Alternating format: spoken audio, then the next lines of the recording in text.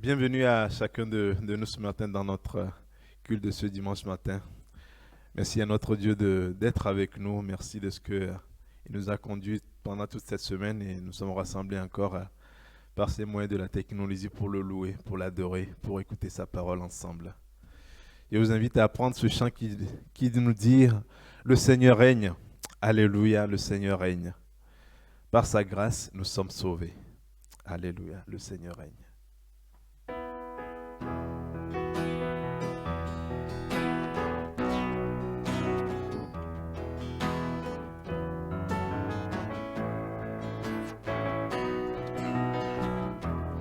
Alléluia, Alléluia, Alléluia, le Seigneur règne. Alléluia, Alléluia, Alléluia, le Seigneur Tout-Puissant règne. Il a pris toute puissance et triomphé avec force. Il est vainqueur sur la terre et la mort. Il a brisé toutes nos chaînes et livré les prisonniers.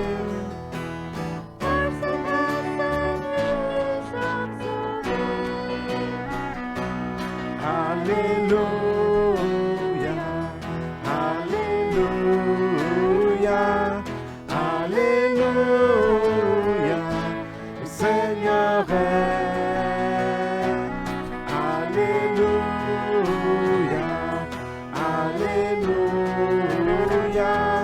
Alléluia,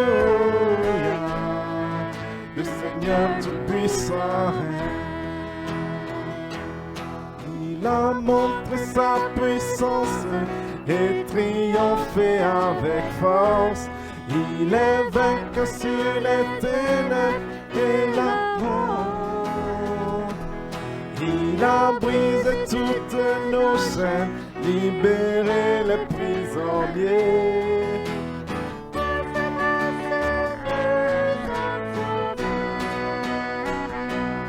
Alléluia, Alléluia, Alléluia, le Seigneur est. Alléluia, Alléluia, Alléluia, le Seigneur Tout-Puissant règne. Oui, notre Dieu Tout-Puissant, il règne. Il règne à jamais. Je vous invite à la prière. Notre Dieu, notre Père, merci pour ton amour et ta fidélité. Merci de ce que tu nous as encore rassemblés pour te louer, pour te servir ce matin. Gloire à toi. Viens régner au milieu de nous selon tes promesses. Au nom de Jésus. Amen. Écoutons maintenant le psaume 145, psaume de David. Je t'exalterai, ô mon Dieu, mon roi, et je bénirai ton nom à toujours et à perpétuité. Chaque jour, je te bénirai, et je célébrerai ton nom à toujours et à perpétuité. L'Éternel est grand et très digne de louange, et sa grandeur est insondable. Que chaque génération célèbre tes œuvres et publie tes hauts faits. Je dirai la splendeur glorieuse de ta majesté, je chanterai tes merveilles. On parlera de ta puissance redoutable et je raconterai ta grandeur. Qu'on proclame le souvenir de ton immense bonté et qu'on célèbre ta justice. L'Éternel est miséricordieux et compatissant, lent à la colère et plein de bonté. L'Éternel est bon envers tous, et ses compassions s'étendent sur toutes ses œuvres. Toutes tes œuvres te loueront, ô Éternel, et tes fidèles te béniront. Ils diront la gloire de ton règne, et ils proclameront ta puissance pour faire connaître aux fils de l'homme ta puissance et la splendeur glorieuse de ton règne. Ton règne est un règne de tous les siècles, et ta domination subsiste dans tous les âges. L'Éternel soutient tous ceux qui tombent, et il redresse tous ceux qui sont courbés. Les yeux de tous espèrent en toi, et tu leur donnes la nourriture en son temps. Tu ouvres ta main, et tu rassasies à souhait tout ce qui vit. L'Éternel est juste dans toutes ses voies, et miséricordieux dans toutes ses œuvres. L'Éternel est près de tous ceux qui l'invoquent, avec sincérité. Il accomplit ses désirs de ceux qui le craignent. Il entend leurs cris et il les sauve. L'Éternel garde tous ceux qui l'aiment et il y détruit tous les méchants. Mais que ma bouche publie la louange de l'Éternel et que toute chair bénisse son saint nom, à toujours et à perpétuité. Que ma bouche publie les louanges de l'Éternel et que toute chair bénisse son saint nom à toujours et à perpétuité.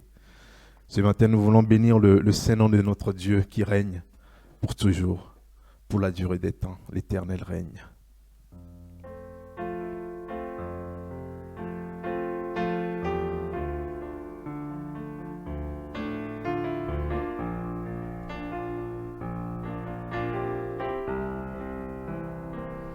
L'Éternel règne, il est majestueux.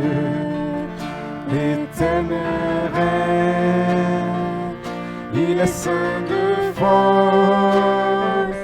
L'Éternel règne, il est sur son trône pour la durée des temps, pour la durée des temps. Tu es puissant dans les lieux célestes, ces témoignages sont véritables. La sainteté convient dans sa maison pour la durée des temps, pour la durée des temps. Puissance et force sont dans son temple, devant sa face, tout est splendeur. Famille des peuples, rendez-lui gloire pour la durée des temps, pour la durée des temps, pour la durée des temps. Nous t'adorons pour la durée des temps. Nous t'exaltons car tu es grand et digne de louange. Éternel, tu as fait les cieux. Amen.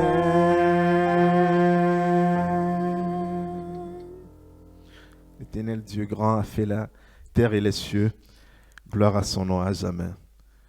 Que devons-nous faire d'autre que de demeurer en sa présence, en sa sainte présence, sa main qui nous entoure. Je veux demeurer dans ta grâce, car je n'ai rien à donner, rien à te prouver, mais je vais m'humilier devant ta face. Toi, Dieu qui me connais si bien, je veux demeurer dans ta grâce.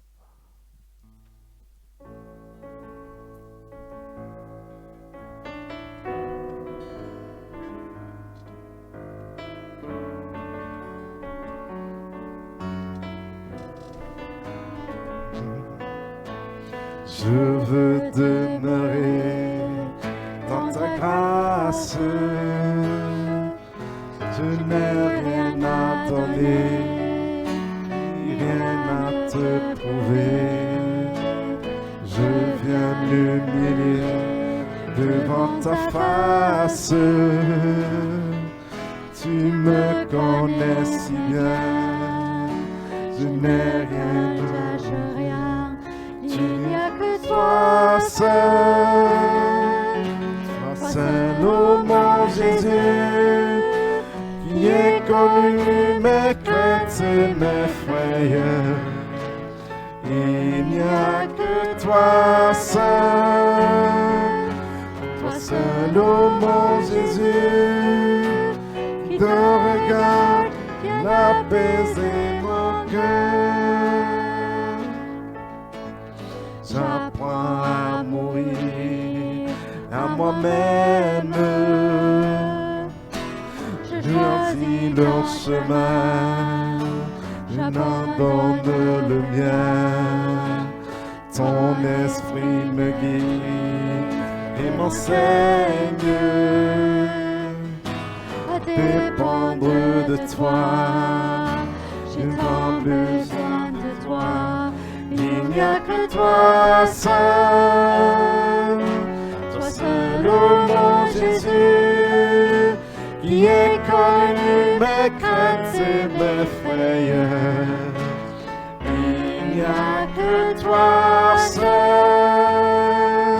toi seul, ô mon Jésus, qui te regarde, viens apaiser mon cœur. Je chéris en moi ta parole, elle me parle de toi, elle fortifie ma foi. J'apprends à prier tes prières. Lorsque tu as parlé, je ne peux plus douter. Il n'y a que toi seul, toi seul, ô mon Jésus, qui est connu mes craintes et mes frayeurs. Il n'y a que toi seul, toi seul, ô mon Jésus, qui te regarde, viens apaiser mon cœur.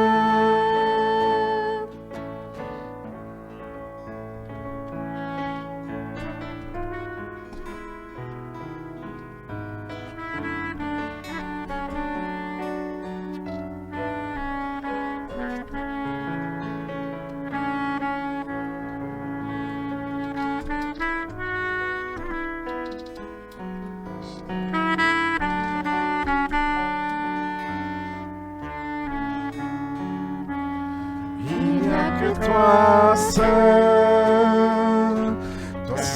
ô mon Jésus, qui est connu mes craintes, mes frayeurs. Il n'y a que toi seul, ô mon Jésus, qui te regarde, viens apaiser mon cœur.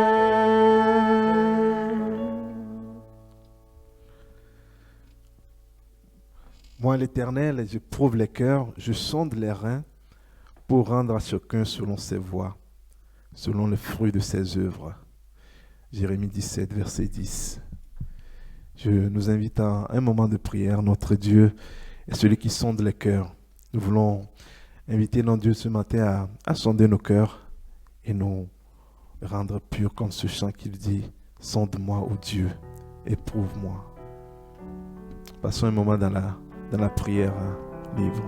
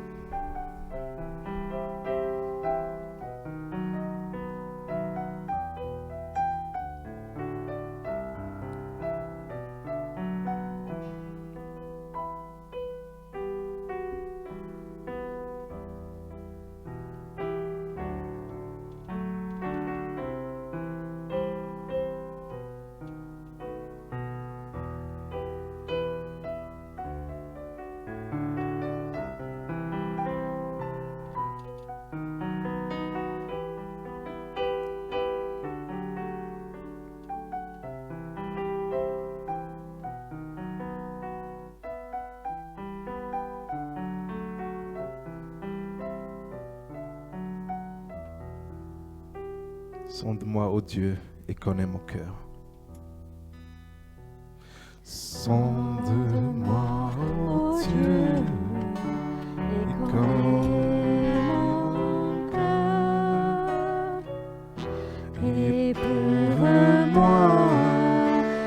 connais mes pensées. Regarde si je suis sur une mauvaise voie et conduis-moi sur la voie de l'éternité. Sonde-moi, ô Dieu, et connais mon cœur. Sonde-moi, ô Dieu, et connais mon cœur. Éprouve-moi et connais mes pensées. Regarde si je suis sur une mauvaise voie Et conduis-moi sur la voie de l'éternité. Gloire à Dieu, notre Dieu, notre Père, gloire à toi pour le siècle des siècles. Merci de ce que tu as fait de nous, tes enfants. Et nous voulons ce matin écouter ta parole. Nous te prions de disposer nos cœurs à ton écoute ce matin. Te remercions pour Pierre qui a préparé ce message. Te prions de l'assister, de venir assister ton assemblée ce matin, où que nous soyons. Au nom de Jésus. Amen. Chers amis, chers frères et sœurs, bonjour. Bonjour les grands, les parents, bonjour aussi les enfants. Ce culte est aussi votre culte, même si vous n'avez pas biacte aujourd'hui, mais il est toujours bon de se retrouver tous ensemble, en famille, autour de la parole de Dieu, qui est là pour nous instruire, qui est là pour nous édifier, qui est là aussi pour nous apprendre comment marcher, comment vivre, comment aussi aimer. Que chacun, en famille, nous puissions partager ce matin une parole venant de la part du Seigneur. Il y a des textes dans la Bible qui sont très solennels. Et lorsque je lis un de ces textes, j'ai pour habitude de faire lever l'assemblée. Alors devant votre écran, ce matin, eh bien écoutez, je vous demande de vous lever pour lire ce magnifique passage de Philippiens 2 à partir du verset 6. Ayez en vous les sentiments qui étaient en Christ. Lui qui, dès l'origine, était de condition divine, ne chercha pas à profiter de l'égalité avec Dieu, mais il s'est dépouillé lui-même et il a pris la condition du serviteur. Il se rendit semblable aux hommes en tout point et tout en lui montrait qu'il était bien un homme. Il s'abaissa lui-même en devenant obéissant jusqu'à subir la mort. Oui, la mort sur la croix. C'est pourquoi Dieu l'a élevé à la plus haute place et lui a donné le nom qui est au-dessus de tout nom, pour qu'au nom de Jésus, tout être s'agenouille dans les cieux, sur la terre et jusque sous la terre, et que chacun déclare Jésus-Christ est Seigneur à la gloire de Dieu le Père. Vous pouvez reprendre place. Le chemin de Pâques nous a rappelé l'incarnation, le sacrifice suprême et la résurrection. L'apôtre Paul, dans ce merveilleux passage, fait un résumé de l'œuvre de Christ. Tout est dit et bien dit. La condition divine préexistante de Christ, son abaissement au rang de serviteur. Pour l'époque, c'était le rang social le plus bas. On ne pouvait pas tomber plus bas. Son acceptation de la mort sur la croix, mais aussi son élévation au rang le plus haut, celui de Seigneur, Jésus-Christ Seigneur. J'aime bien, c'est un titre qui lui va bien. j'enlève le « est ». Jésus-Christ Seigneur, c'est le titre qu'il s'est acquis. Jésus-Christ par l'incarnation. Christ parce qu'il est l'envoyé de Dieu. Seigneur parce qu'il a été élevé à la gloire de Dieu, le Père. Il a été élevé à la droite. Et ce matin, j'aimerais que nous nous arrêtions sur ce mot « Seigneur ». Que signifie pour nous, ici et maintenant, dans notre temps présent, la Seigneurie de Christ? En confessant Jésus-Christ comme Seigneur, le chrétien proclame au moins deux choses. Que le Fils de Dieu est à la fois le maître de tout ce qui a été créé et qu'il est le chef de l'Église, une nouvelle création. Jésus-Christ est le Seigneur de tout, c'est-à-dire de tout ce qui existe, y compris l'homme. Il n'y a pour nous qu'un seul Seigneur, par qui tout existe et par qui nous sommes, écrivait Paul aux Corinthiens. Il est le Seigneur de l'univers, parce qu'il en est le Créateur. Tout a été créé par lui. Rien de ce qui a été créé n'a été créé sans lui. En lui résidait la vie, et cette vie était la lumière des hommes, écrit Jean dans son prologue de l'Évangile. C'est son œuvre, c'est son bien, c'est sa possession. Il n'en est pas seulement le créateur, mais il est aussi le conservateur. C'est celui qui par qui tout a existé, mais c'est aussi celui par qui tout subsiste, tout se maintient en vie. Imaginons que la trajectoire de la Terre dévie de quelques millièmes de degrés. Et bientôt, toute vie disparaîtra sur la Terre. Soit nous serons grillés, l'été arrive, on espère faire des grilles de temps en temps, mais quand même, nous serons grillés, soit nous serons congelés. Et toute vie disparaîtra sur notre planète. Tout dépend de lui. Jésus-Christ, Seigneur. C'est l'affirmation d'un Dieu créateur.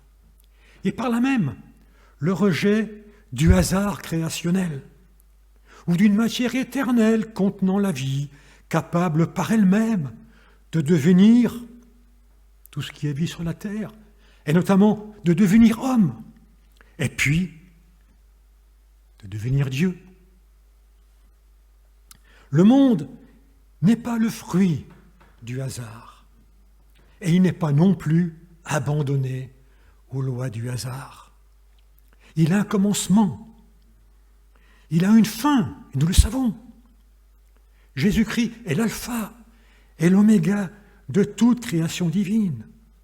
Il est la fin de cette création, est digne du commencement et elle est digne de son auteur.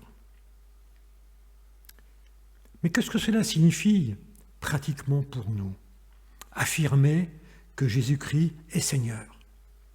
Affirmer que Jésus-Christ est Seigneur, c'est garder la tête froide au milieu des bouleversements du monde.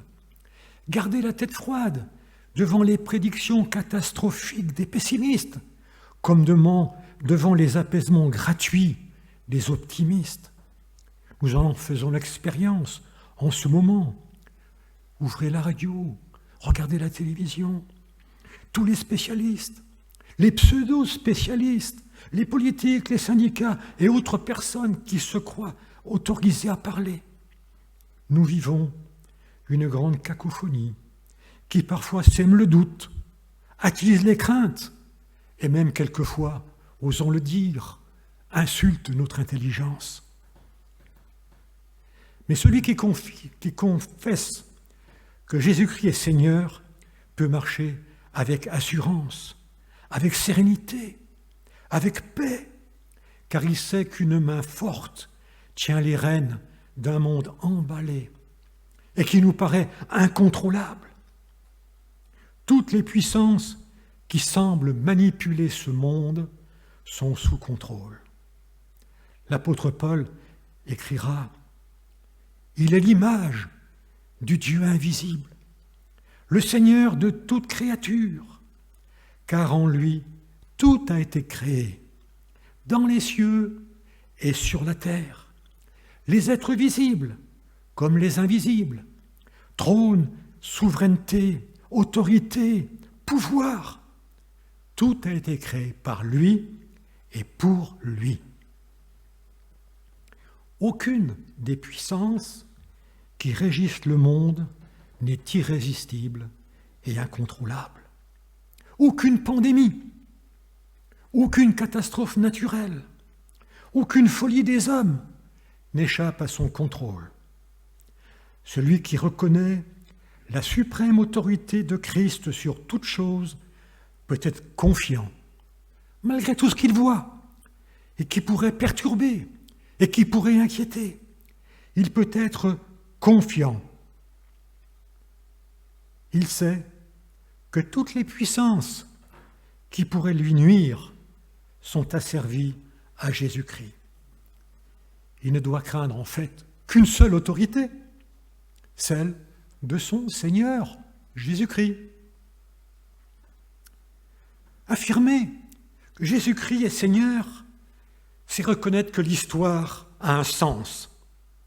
C'est par lui et pour lui que sont toutes choses.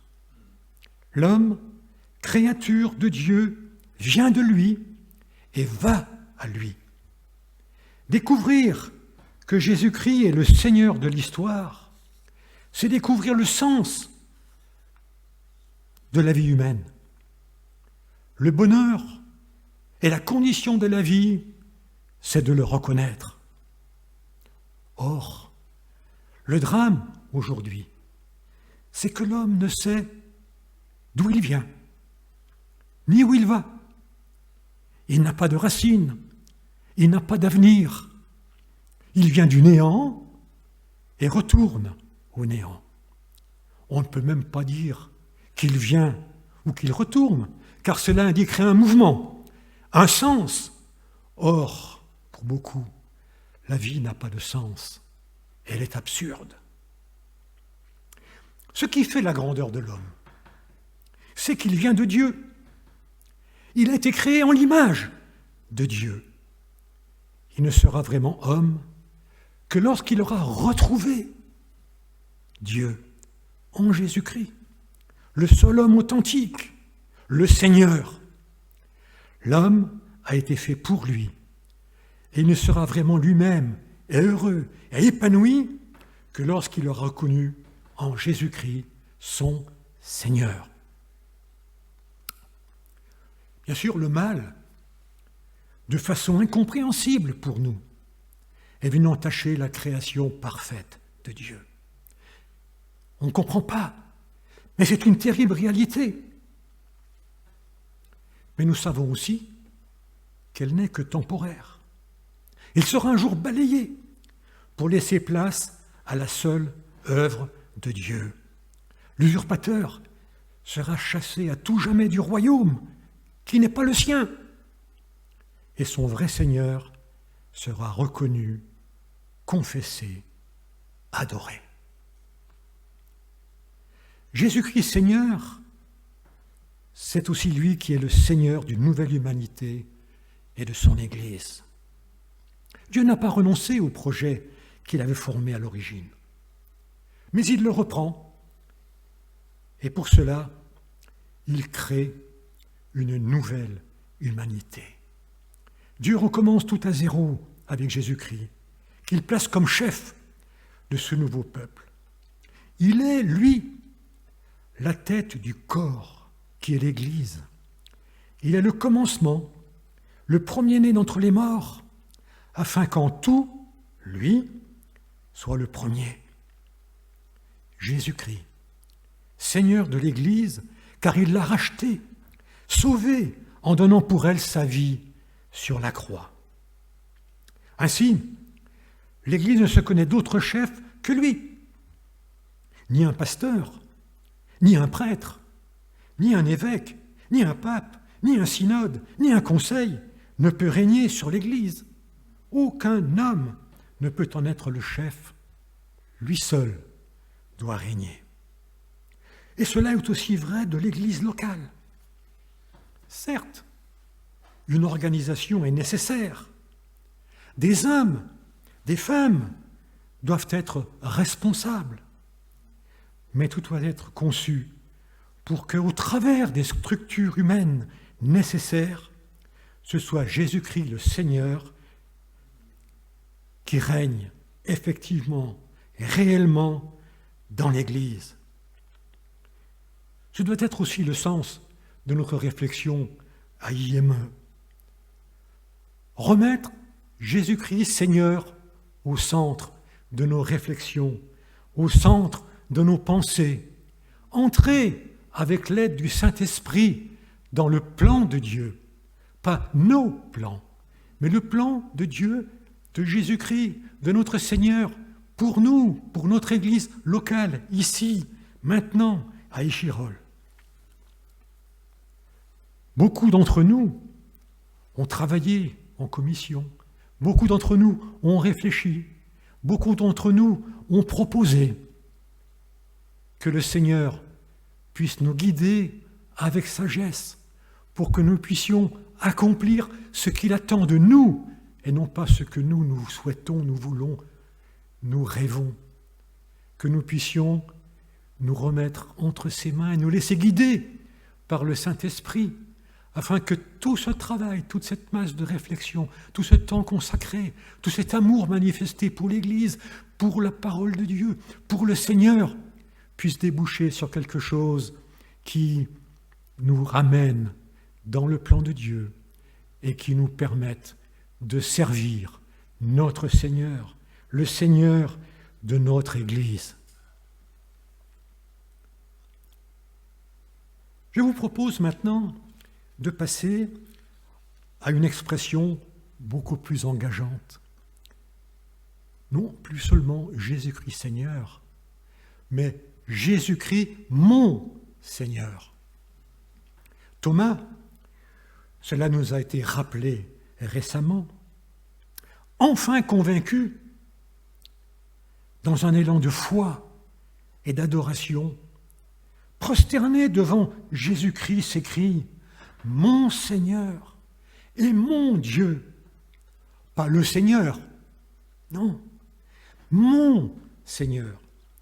Ce n'est pas une simple déclaration générale, c'est une appropriation.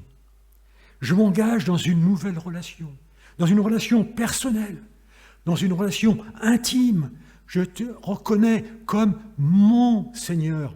C'est toi qui dois régner sur ma vie. C'est toi que je dois confesser dans ma vie. C'est toi que je dois servir dans ma vie parce que tu es mon Seigneur et mon Dieu. Pour les chrétiens, les premiers chrétiens, confesser Jésus-Christ Seigneur, c'est vite avéré un acte de résistance. Et je relisais il y a peu certains articles sur les martyrs des premiers siècles. Et je dois dire que c'était particulièrement édifiant. Lorsque l'empereur a demandé, puis exigé que l'on dise « César est Seigneur », les chrétiens ont dû entrer en résistance. Je ne citerai qu'un seul martyr parmi tous ceux que l'on peut lire, celui de Polycarpe, évêque de Smyrne au IIe siècle. Il est arrêté en 156. Il est conduit au stade où ont lieu les exécutions publiques. Le proconsul lui demanda « Es-tu Polycarpe ?»« Oui, je le suis. » Alors il lui dit « Mais aie pitié de tes cheveux blancs, maudis le Christ, et tu seras libre. » Et Polycarpe de répondre « Il y a 86 ans que je le sers, et il ne m'a fait que du bien. Comment pourrais-je le bondir? Il est mon roi et mon Seigneur.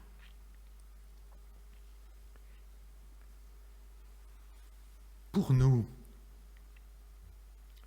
ici, maintenant, en Occident, les temps sont beaucoup moins rudes.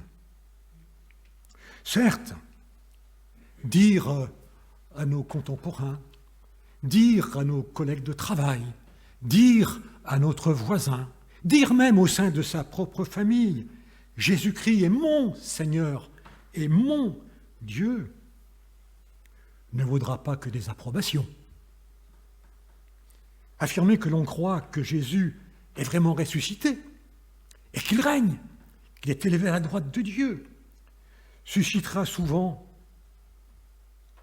tout au plus une moue condescendante, un regard moqueur, quelques railleries, peut-être une mise à l'index.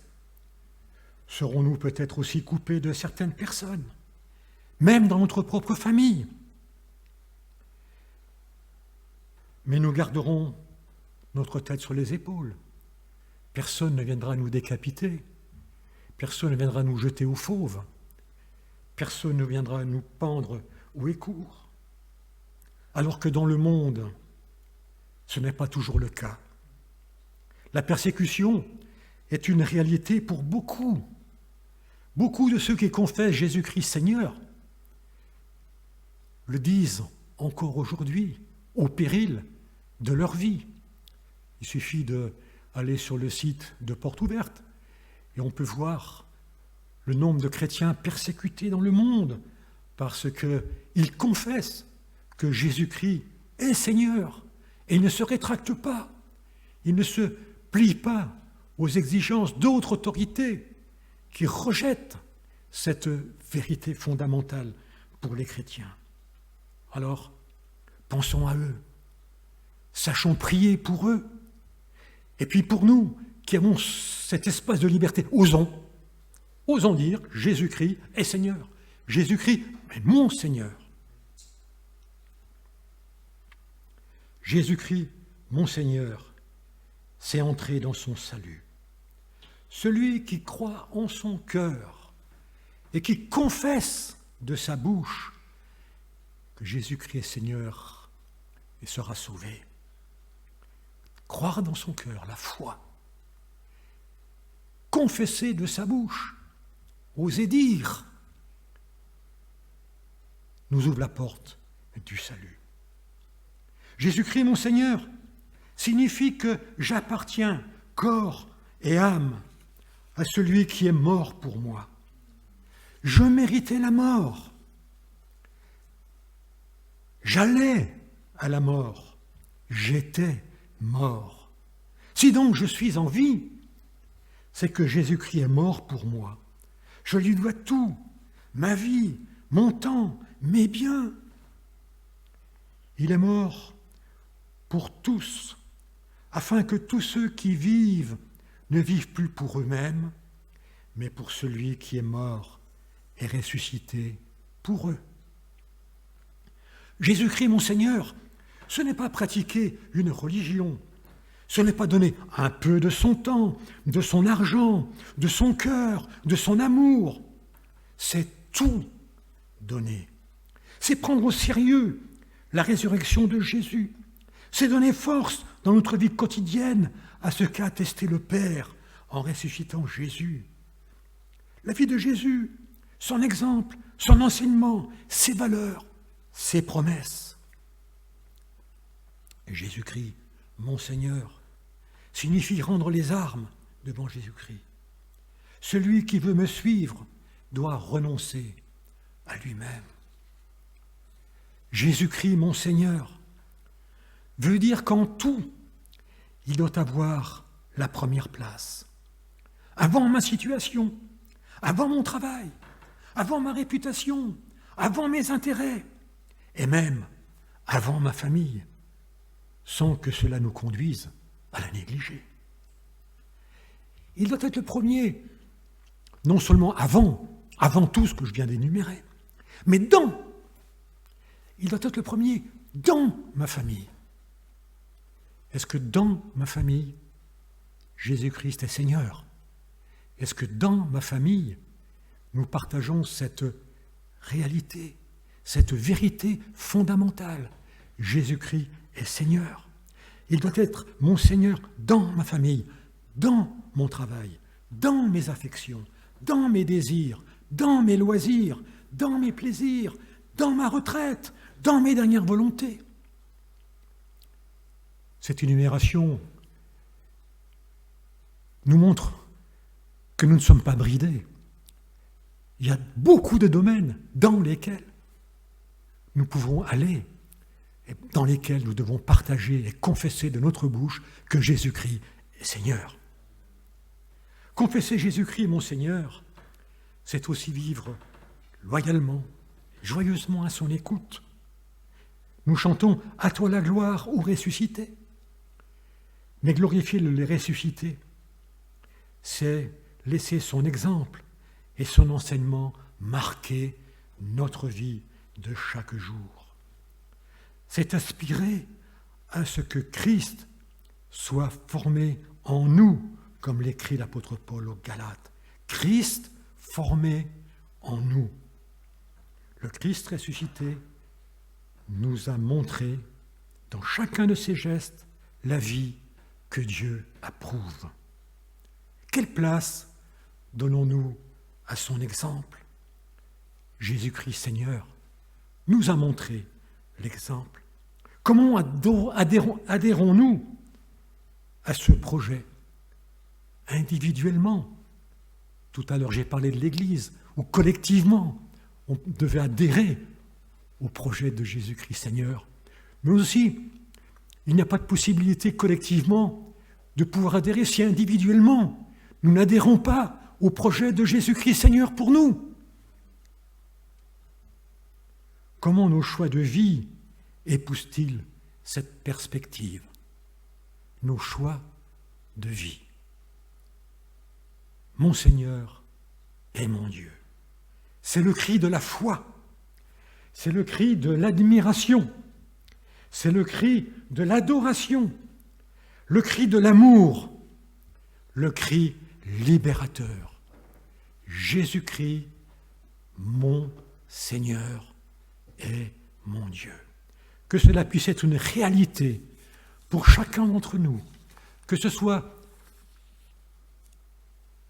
le fruit de nos recherches, que ce soit le fruit de notre étude de la parole, pour que nous puissions nous imprégner de ce que Christ a fait pour nous, de ce que Christ attend de nous, afin qu'il puisse en Seigneur régner dans notre vie et dans l'Église. Amen.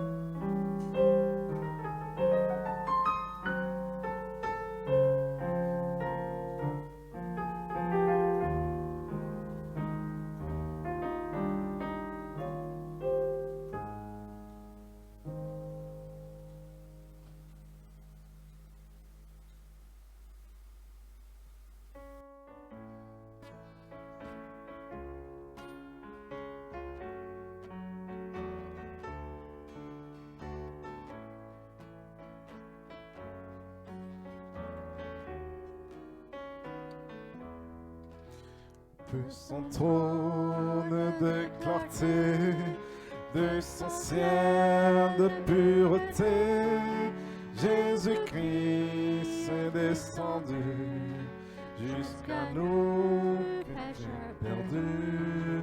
Et toujours il était Dieu, roi de la terre et des cieux, mais se dépouillant de tout, Jésus va mourir pour nous. Jésus-Christ est Seigneur, il est Seigneur, il est sorti de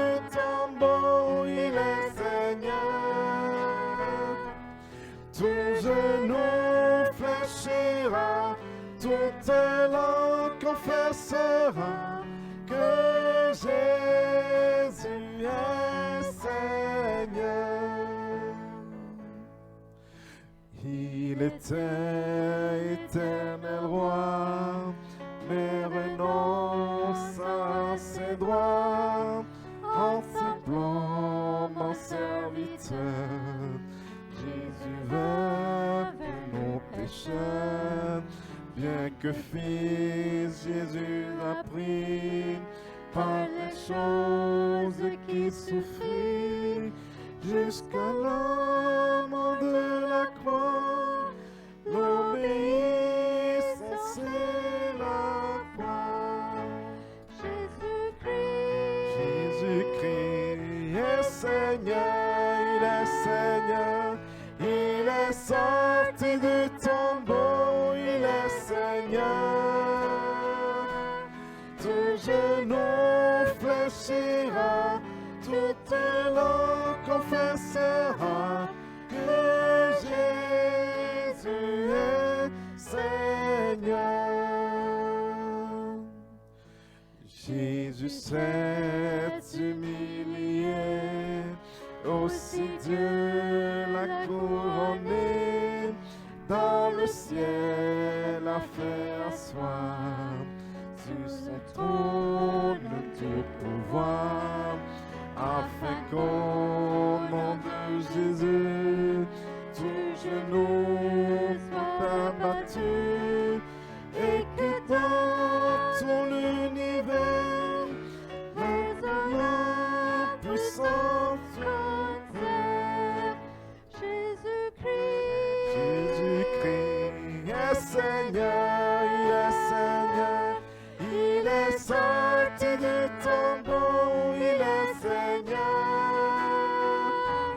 Tout genou fléchira, toute langue confessera que Jésus est Seigneur.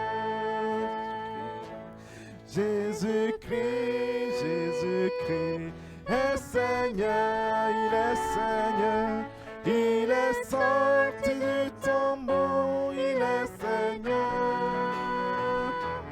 Tout genou fléchira, toute langue confessera que Jésus est Seigneur.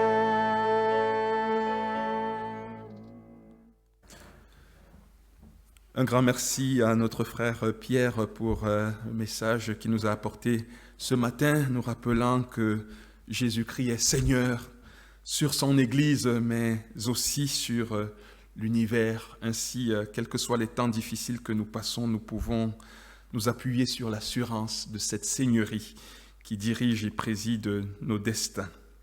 Frères et sœurs, nous nous sommes retrouvés donc vendredi dans le cadre de la prière. Nous voulons remercier notre sœur Laurence qui a introduit ce moment. Nous avons également reçu les nouvelles de nos collégiens dans le cadre de la dernière lettre de nouvelles.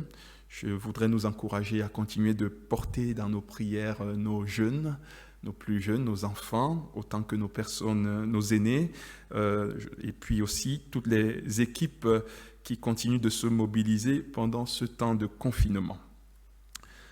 Cette semaine, donc, nous avons la lettre de nouvelles qui arrivera encore mercredi. Vous découvrirez de nouvelles, si j'ose dire ainsi. Je vous invite aussi à pouvoir saisir l'opportunité qui vous est donnée depuis le départ de nous envoyer de vos nouvelles. Vous pouvez le faire en envoyant tout simplement un mail donc à l'adresse du pasteur ou aussi en appelant. Nous sommes heureux de savoir que les groupes de maison, pour la plupart, ont trouvé les moyens de garder le lien, notamment via les réseaux sociaux. Nous voulons continuer de les encourager donc à poursuivre dans cette dynamique. Vendredi prochain, donc réunion de prière de 18h à 19h. Nous vous invitons là également à saisir ce créneau pour continuer de prier en Église. Nous vous donnons rendez-vous également dimanche prochain à 10h15 pour notre temps ordinaire de culte. En attendant, je vous rappelle que nous allons vivre maintenant un temps de partage du repas du Seigneur. Vous allez donc pouvoir vous connecter pour vivre ensemble ce moment dans quelques instants depuis votre lieu de confinement. Je remercie le groupe de louanges pour sa mobilisation depuis le commencement de ces moments. Je remercie toutes celles et ceux qui nous permettent de vivre ces temps de culte en nous connectant les uns aux autres. Nous avez accueillis, le groupe de louanges nous a invités à lire le psaume 145 et c'est avec les paroles de ce psaume que je voudrais nous envoyer. L'Éternel soutient tous ceux qui tombent, il redresse tous ceux qui sont courbés. Tous regardent avec espoir vers toi et tu leur donnes la nourriture au moment voulu. Que le Dieu de toute grâce, qui pose son regard sur chacun de nous, nous relève là où nous sommes tombés. Que sa grâce nous fortifie, que sa présence nous soit un secours en tout temps, en toutes circonstances. Il est Seigneur, qu'il nous bénisse et qu'il nous maintienne en paix. Amen. Bon dimanche et à tout de suite.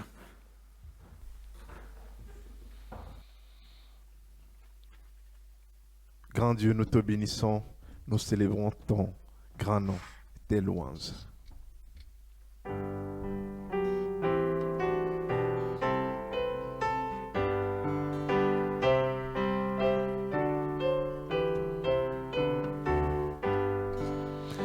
Quand nous te bénissons, nous célébrons tes louanges, Éternel, nous t'exaltons, de concert avec les anges, et prosternés devant toi, nous t'adorons,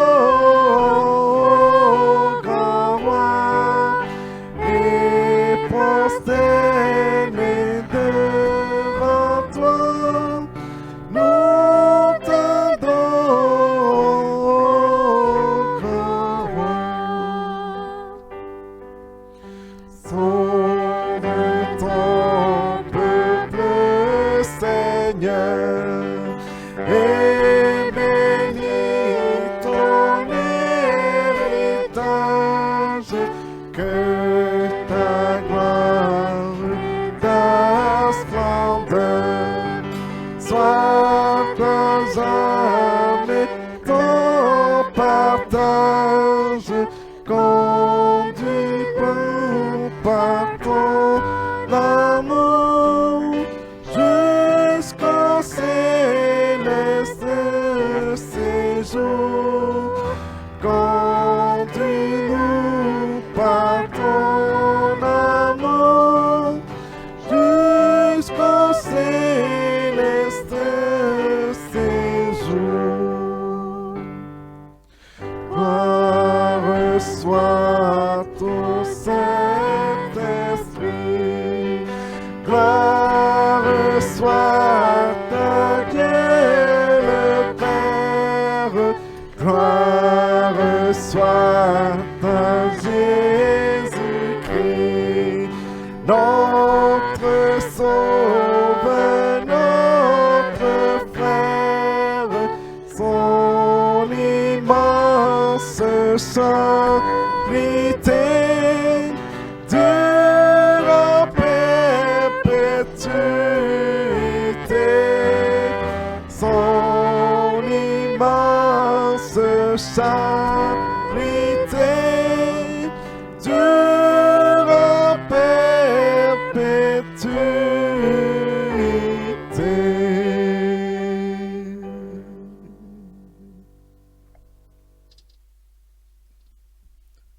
Très bon dimanche à tous.